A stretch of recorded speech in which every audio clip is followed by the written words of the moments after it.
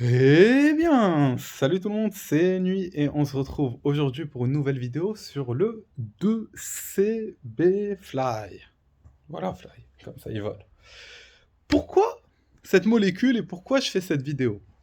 Eh bien déjà, ça fait longtemps que j'avais envie de parler du 2CB Fly, en soi parce que c'est une molécule que j'ai testée depuis des années, plusieurs fois, et aussi parce que c'est la molécule préférée de Anne Shulgin, qui est la femme de Alexander Shulgin, le gars qui a créé la majorité des molécules disponibles sur le net actuellement, ce qui est assez impressionnant. Bravo, monsieur Shulgin. Le 2CB Fly. Comment je pourrais d'abord décrire cette molécule? Eh bien, pour ceux qui ont testé le 2CB, je dirais que c'est tout simplement une version plus longue et plus empathogène et plus, je dirais, sensuelle en termes d'effet. C'est un peu dur à décrire, mais voilà. Je dirais que le 2CB est un peu plus tripant qu'empathogène par rapport à ça.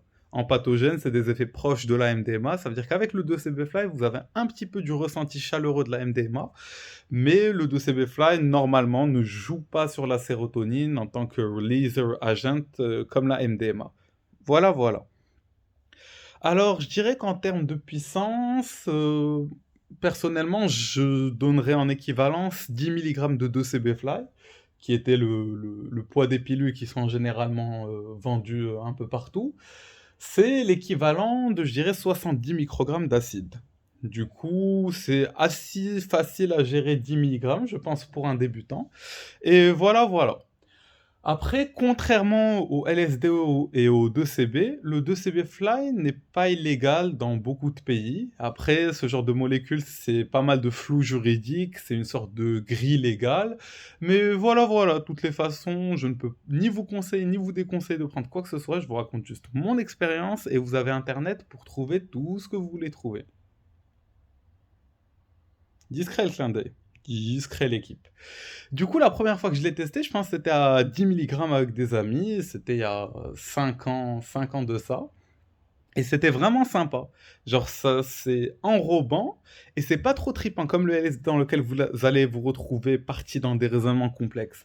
Ça veut dire que pendant le trip, à un moment, on a pris le bus, on est allé manger dans mon internat et tout.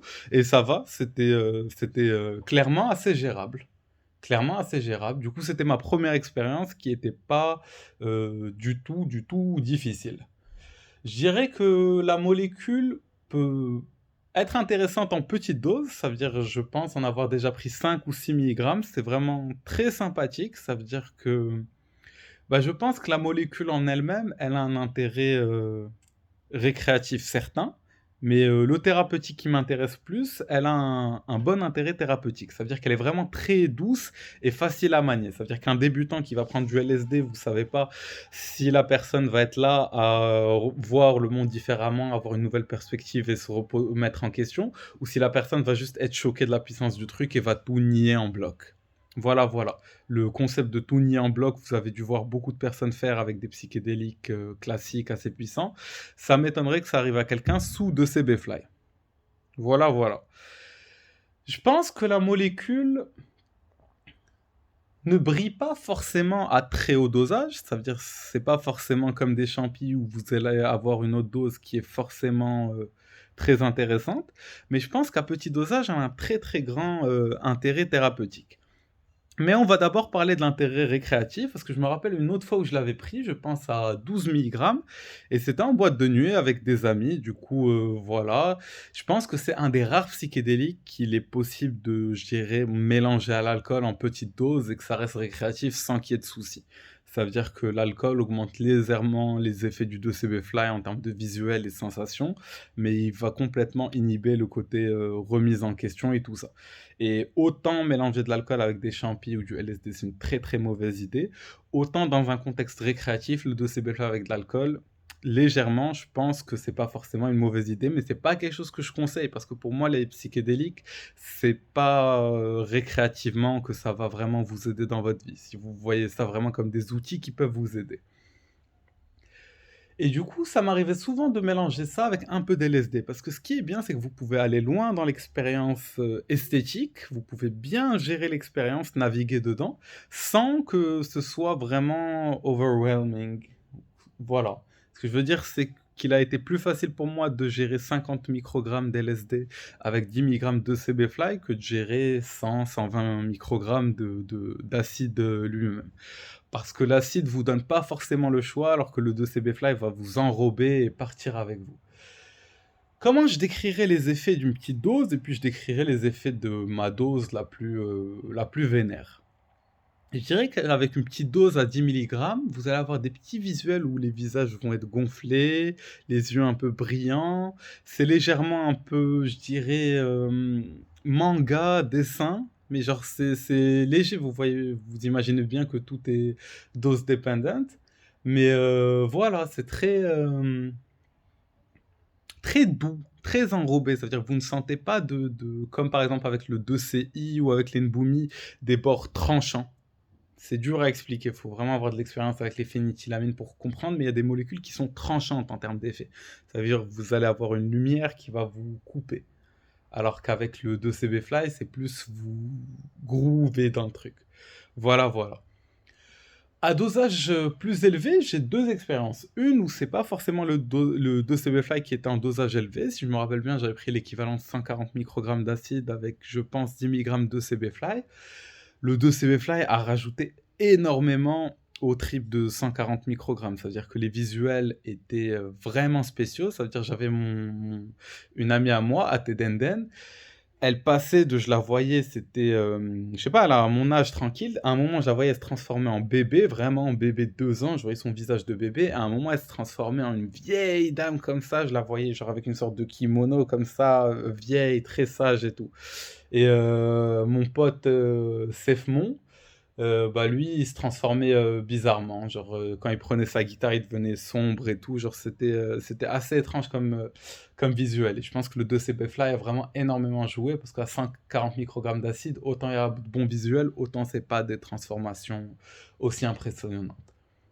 Et récemment, je pense hier, oui hier, c'est bien ça, je me suis dit que j'avais jamais testé une bonne dose de 2CB-Fly alors que j'avais une bonne expérience avec la plupart des phényléthylamines, expérience que je raconterai peut-être si vous êtes curieux. Et du coup, comment expliquer? Ça monte, la montée, autant elle est très agréable à petite dose, autant toutes les montées psychédéliques, je pense que tout le monde a à peu près du mal, à part les gens très bien préparés ou très expérimentés, c'est pas facile une montée psychédélique, c'est-à-dire que ça vous retourne un peu dans tous les sens. Du coup, au début, j'étais tranquille, je me suis dit que j'allais méditer devant une bougie, mettre un peu de musique, tout ça. Mais au bout d'un moment, c'était tellement intense dans tous les sens que j'ai juste éteint la musique, je me suis mis dans le noir, je me suis allongé dans mon lit et je me suis dit, je vais juste plonger à l'intérieur, lâcher prise totale et voir ce qui se passe. Et c'est comme quand je plongeais dans mon âme, c'était comme si chaque parcelle de mon âme, quand je la ressentais, elle s'exprimait à l'infini. C'est-à-dire que chaque vibration de cellule était amplifiée à l'infini à partir du moment où on le ressentait. C'est comme vous n'allez pas entendre le son d'un criquet, mais quand vous vous focalisez dessus, le son est complètement assourdissant. Bah, c'est ce que j'avais avec mes bruits intérieurs. Genre, je sais pas comment expliquer. Timothée Leary a dit qu'une expérience psychédélique, soit ça peut s'orienter vers l'extérieur, genre votre relation avec l'extérieur, soit c'est avec l'intérieur. Et quand vous plongez à l'intérieur, vous plongez dans les mécanismes de vie intracellulaux et ce qu'il y a à l'intérieur de vous comme l'essence de la vie elle-même. C'est-à-dire, j'avais pas de musique, mais le putain de bruit de mes organes, les trucs qui passent, les putains de fluides, genre j'ai une putain d'usine, c'était une putain de musique. Genre ça m'arrivait de d'un seul coup faire ouh, genre de faire une petite danse parce que j'écoutais la musique de mon corps. C'était assez spécial. Voilà, voilà. Puis à un moment, je suis vraiment resté dans le silence et dans le noir, quasiment entre, je pense, 22 heures et 2 heures du matin. C'était vraiment.